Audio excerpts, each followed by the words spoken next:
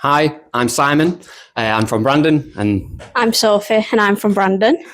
yeah, it's great to be here. I think some of you are doing D&AD and stuff now, so that's interesting. A very stressful time, I bet. But yeah, I remember it well. So I'll chat a bit about Brandon. Yeah. We're I don't know how old the agency is actually, to be honest, but it's about 30 people. We're in Manchester Centre now. We used to be in Altrincham. We've just moved into a big new shiny office. And yeah, we work across FMCG packaging and branding and some advertising, do a little bit of animation. Generally branding and packaging, though, is kind of the main stuff that we work across. And these are the sorts of brands that we work on. So Kellogg's, Coca-Cola being sort of the biggest. Kimberly-Clark, we're doing quite a lot for. Pizza Express, we've had quite a long sort of relationship with in terms of the work that we do for those. But yeah, just a bit of an overview there of the brands we work on. And this is everybody. Some lovely faces. We went on a trip recently to Chester Zoo, yeah. And that was everybody just having a nice time, to be honest. Yeah. So we've got like a mixture of like account directors, designers, design directors, and strategy. That's kind of around 30-ish, I think. Yeah. But as much as we'd love to talk about Brandon, this is about Mine and Size, creative journeys to get into the industry. So, who are we? So I'm Simon, and I'm a senior designer, and I've been working at Brandon for a year, and I've been in the industry for about 15 years. Yep, and I'm Sophie, junior designer. Been junior designer for 2 years now since graduating, and so I'm going to talk about my journey first. So my whole journey started in Wigan, but some people it's Wigan. I know a few people from Wigan. And this is where my whole journey started. And what we're famous for is dressing up on Boxing Day, pie barms, so much so is our football mascot. But my creative journey started here in Preston. So I've been where you are right now, been through 3 of these, and now I'm here. Hopefully it's not that long ago, it doesn't feel that long ago. So when I started Preston, this is how I felt. Felt like a bit of a fish out of water, and that's totally fine. Took me a while to find my feet. I didn't just get it like I thought you meant to. It was totally different than college. And I saw other people just get it instantly. I was like, where am I going wrong? I was like, should I be a designer? So that was a process in itself. But I thought I'd put this in there because it's okay to feel like that sometimes. And then mid first year was, I think, when I started to like find my feet. I'd done all the going out and then started concentrating. So I did these projects. I think it was like mid first year, started doing them. And you see this and you think, oh, that just came to her probably really quickly, but it didn't. I remember I couldn't get the idea. I was like, I just want like a smile in the mind idea. How do people get them? And I was getting really frustrated. I thought, right, I'm just not going to do it. And for the invitation one, I think it was like my last piece of card I had, and I was going round in circles, and I was like, I just can't do it. And then I think I just went on my laptop and then searched something, and then I was like, oh, actually, I've got the idea. So I did it, used my last piece of card, and then came in the next day with an idea, and I got my first probably few Post-it notes. I don't know if you still do that now. Yeah. And lo and behold, they were both a little smile in the mind idea, and that's when I think my journey of that started, and it just clicked. And then it carried on into second year. Second year was a bit weird because it was COVID, but I started to bring more of these ideas with the Creative Connections posters, and then ventured into like the branding like project that we did. So then this was when you start getting your portfolio ready for placement. And I always knew I wanted to do placement year. I think that's what attracted me to this course. I just wanted the experience before final year, and not have that pressure when you graduated. I wanted to get as much knowledge and experience as I could. But again, it was a weird time coming out of COVID. We got told not many people were taking placements, which was a bit disheartening. But I stayed in the north, Northern Queen, or Quen as AI. And I didn't really want to go to London coming out of COVID. Like, that was a bit much for me. Still get very overstimulated by London, and not a city girl at all. But I thought, I'm going to have to. There's going to be no placements in the north that would accept a designer or an intern at this point. And I was getting really stressed. I was like, I really don't want to go to London. But that's when, obviously, Andy did his emailing, and got a few rejections at first, did interviews, got told they weren't taking interns. Some I just wasn't the right fit, which is absolutely fine. But rejection is always going to be just a redirection of your journey. And actually, it's probably always what the path you're meant to be on. And you've got to trust yourself. I didn't at the time, but you got this far. And you're getting this far and you're doing all the ideas. So honestly, just trust yourself. And rejection isn't a reflection of you. It's like what happened with me. It just isn't a good time for the studio.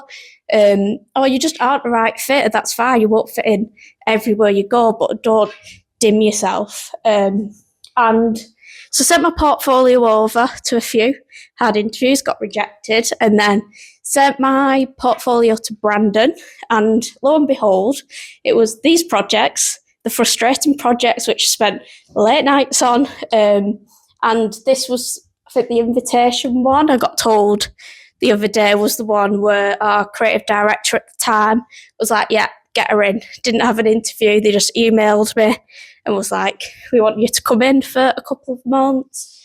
And then that's where my journey started at Brandon. So I was originally there for 2 months, I think, at the start. And then I did a little invite for them, which is a little Halloween invite, which was like my first test. Then again, bringing like little ideas into projects. So I got an idea. They was doing a ghost tour around Altrincham, so I wanted to make it like a treasure map. Spent ages in my kitchen. I think it was about 3 or 4 hours tea staining 40 invites and hanging them up and hair drying them. And I also did a little gift for someone's leaving present in them 2 months. And the reason I've put these up is because these were like the first projects I started on, but it's that little extra effort into even the internal jobs, the jobs that you're like, why have they put me on this? You just want to get in client jobs, but these are the most important projects you could do for a company. Like, now I still want to do them. I wish I got the time to do these, but just putting that little extra effort in can really get you noticed, and they really appreciate it, and something AI can't do. So I went to Edit for a couple of months after that, and then whilst I was there, I got to experience a smaller team and branding. And that's when Brandon asked me to come back. And since then, I just stuck around. They were like, you're not going anywhere. And I just stayed until the end of the year. And then I got a job, and I was like, I didn't expect to get a job at the end of my sandwich year. And that is, again, how your journey can completely change. I thought, I'd just end placement year, come to final year, graduate, and then I'd have to job hunt. So got sent off with my little care package back to uni to do final year. And so excited to do final year. The connections that I made during that placement year were just so valuable. The knowledge I had, the advice I could lean on during these projects. And actually, the idea for the final year project was from a conversation I had like way at the start of my internship with my mentor at the time. We were just riffing about cool things that we could do. And I was like, oh, that's interesting. I'll make a note of that. And then in the final year, I was like, oh, I really want to do like an alcohol packaging. And I was like, oh, I made a note in my phone actually about this idea called Page Stripper. If you want to see it, I'm sure Andy might have it somewhere. But again, it wasn't easy to get this project over the line. Like, I think I bought about 5 bottles of gin from Amazon because I wanted this specific bottle. Got the bottle like a week before, I think it was, and had to ask someone downstairs to like sand off all the labels. So again, it's like that little extra effort seems frustrating at the time, and probably now you wouldn't have to do that, but it's always nice to make stuff yourself. And then I graduated from here and went back to Brandon, and that full circle feeling of a fish out of water came back. Although I've been interning, it never goes, but it is a good thing. Realising how fast-paced being a junior designer is, you don't get as much room for error. You have to get used to dropping your ideas really fast, even though you like want to do them and you're adamant, but sometimes they're not right. You get feedback which try not to take personally. It's just a reflection of like seniors knowing what the client wants.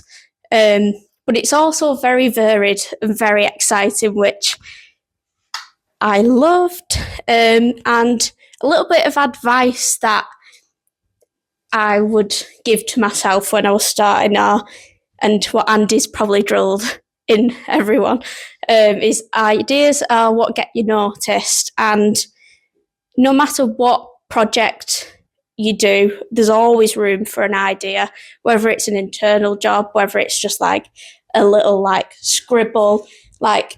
And I think I asked my mentor who mentored me at Brandon, and I was like, what do you think, like, why did you want me to stick around? And he was like, you always think of the idea and then find a way to do it. You don't like the execution of something and then retrofit what you would want the idea to be. So I'd always say, think of the idea. You don't need the craft at the start. Seniors know how to do all that. You just get your idea sorted and then you'll do well. That's me. Amazing, by the way. Thank you. Trying to swap. So I'm from Pendle. There's not a huge amount go on around Pendle, apart from a big hill.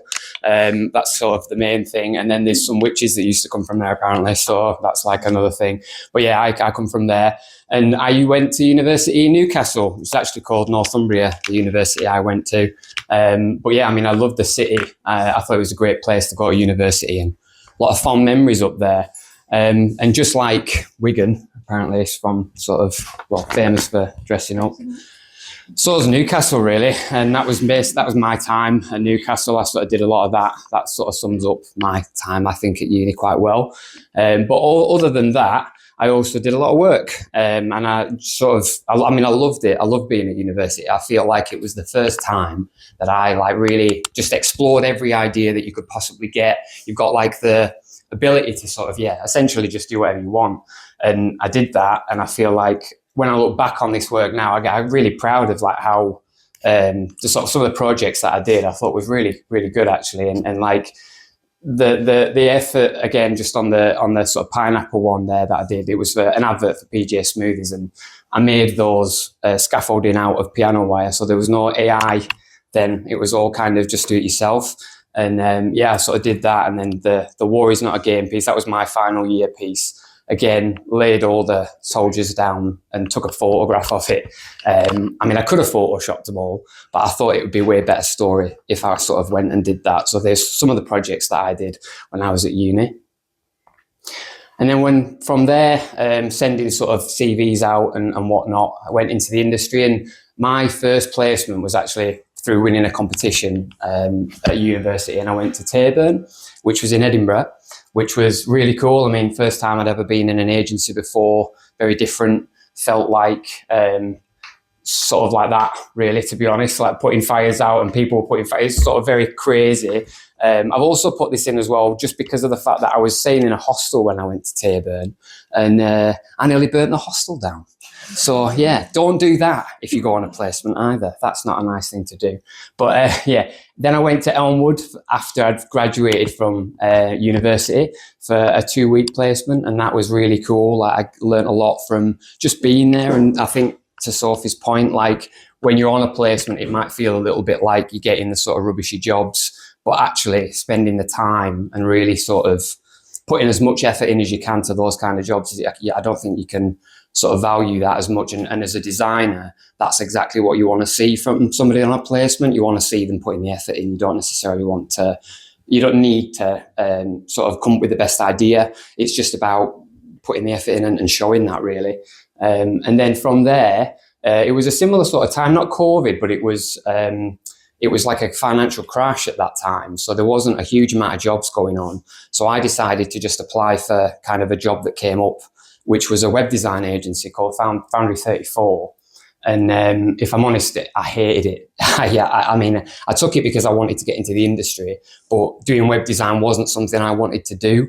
I learned a lot about web design, and I sort of felt like there's a lot of positives from it that I still do now. Sometimes when I'm going on websites, I kind of, sort of notice certain things perhaps that other people won't notice if they haven't gone into web design, but it wasn't something I wanted to do. But I did it just to get into the industry.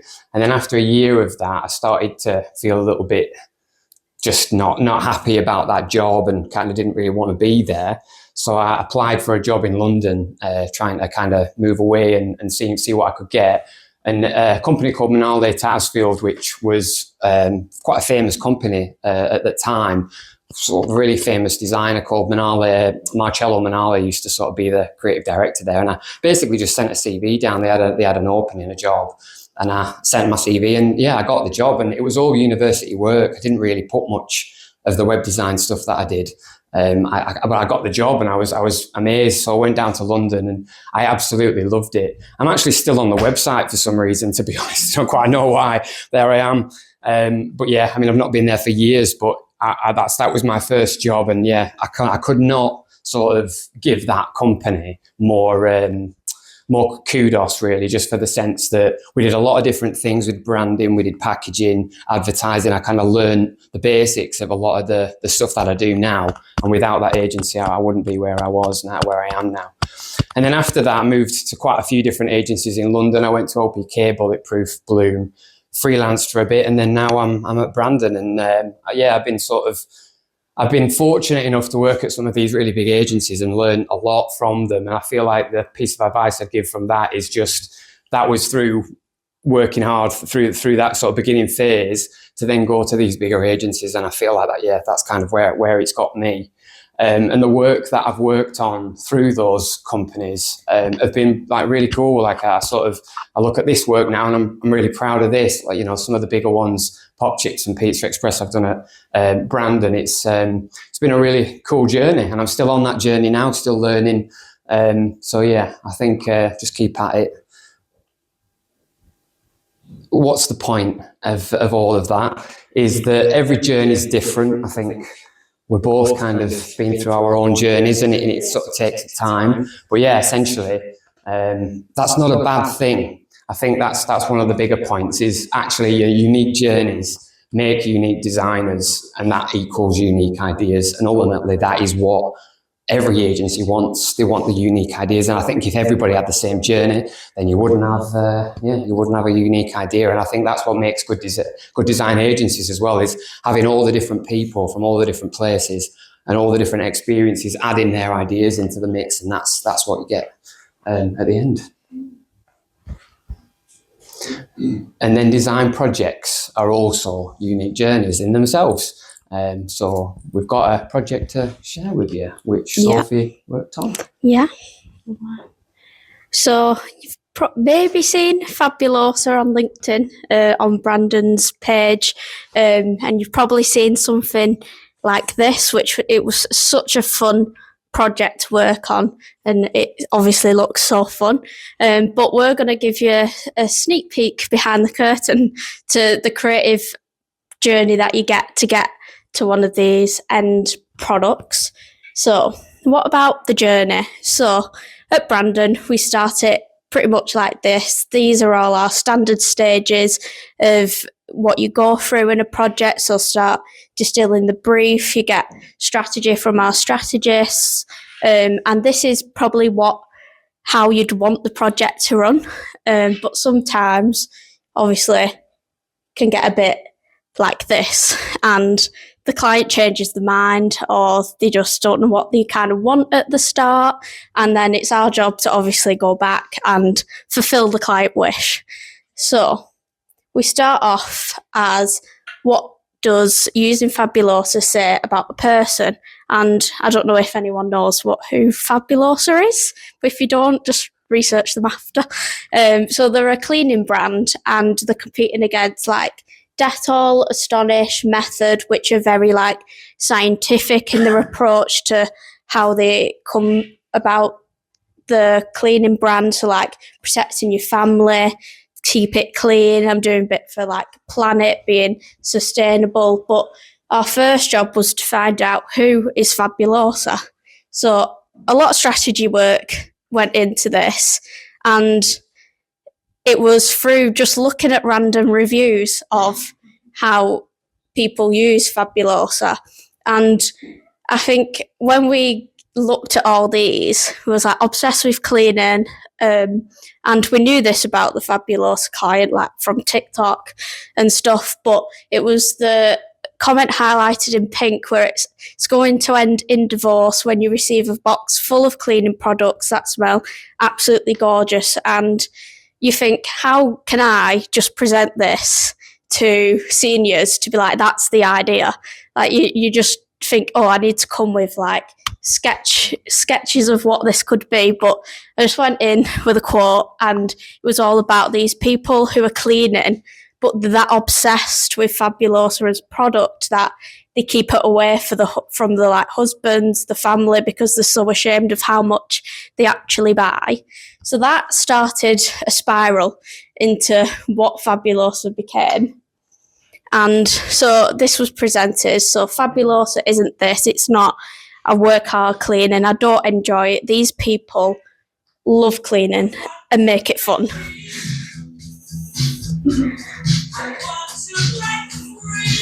Yeah. So that was presented to the client, and they absolutely loved this idea. However, this is where you start, and you probably can imagine, you think, oh, how did they get to like the end board? But this is just a snippet of our Miro board at the very start. This was probably after a couple of days in the studio with a couple of designers that just went on a tangent about what Fabulosa could be. We was in thrashes, we got reference. No, yeah, well, I mean, exactly to that point, it's the ideas, the sort of point that we're making before, in terms of everybody comes, and what's great about Miro is just like a board that you can pin things up on. Everyone comes in with their ideas, whether it's post-it notes or whether it's a reference that you found online, and it's used in that way. And it's a really good way of sort of getting a bit of a picture of where different ideas are. And then if you just skip through to the next one, some of the ideas can be completely wild. And I think that's, again, sort of testament to what we're saying. There's no bad idea. I mean, some of this stuff gets a little bit raunchy, I feel like we sort of started going on to some tangents that perhaps was a bit too far, but I think it's interesting to show just where different mindsets are, and where different images can inspire, what kind of styles reflect that kind of mentality. So that's sort of just some of the ideas that are a bit left field, or whatever. And actually it did become a route, the Chorgasm route. And we did present it to client, but unfortunately they did go for it. So this is where our final board kind of ended up. It was all about making a statement. These people like sit back and bask in the glory of the house, smelling clean, and they want everyone to notice. And it was this like juxtaposition of fresh floors, face vibes, even in the typography. And just the fact every surface to these people is a statement. They'll spray every inch of the house in these fabulous products. Cleaned it, crushed it, earned it. It's the sort of sense of earning pride from cleaning, I think, is that sentiment, isn't it? And then from the next one, we did as well. This was more about euphoric freshness, so that kind of idea of when you have cleaned, how happy that makes you in general. And I think, yeah, just some of the graphics that we're inspired by on that board come onto this one and show how a brand could start to show that graphically. And that, I think, encapsulates just that sentiment of the happiness you feel once you've actually done your cleaning. And from those two boards, the client absolutely loved them, to be honest, and sort of found it really hard to choose which one they preferred over the other. But in general, the sentiments were right. Everything was really good. But I mean, a lot of the time, this is sort of what happens in projects. Your client would see something like that and they'll say, yeah, it's really good. And should we just like merge them together and then we sort of have the ultimate route? And you think, well, it's sort of different sentiments that we're saying, but go on, then we'll give it a go. So we sort of take that feedback and then go into then what we feel might be an answer to that question. So yeah, we sort of did some extra boards from there, which I'll talk through those. So then you sort of take that and you have to rerun at your idea again, trying to keep nuggets of what you want in there still. But we ended up with another 3 boards, and it was quite hard to get that feeling of like merging them together, because that's not what the original, like why we pulled apart the original boards, but still keeping like the sparkly fruit, but how we can do this in different ways, bring in like a really cool script GF in for these people, and they wanted like the imagery to kind of change, so we had to go through all that. And this was again very back and forth with the client to try and get like what they had in their mind out onto visual boards. And then again, it was, let's put the 3 boards all together with keeping sentiments from the other 2 boards. So again, going back to the start kind of. And then this is our final board, which we ended up in, and it wasn't probably as easy as even that. It was like a lot of back and forth, weeks of like redoing it, going back to the client, seeing if that's what they wanted. For obviously it's their vision, you like adapt to them, but still keeping like the sparkly fruit, the typography, the fierce vibes, fresh floors, the kind of stamps that we did, and the people. And then we just re-looked at the whole word mark to try and move them on into this more like modern space, but still keeping their essence of the dings and the who are fabulosa. And then this is where ended up.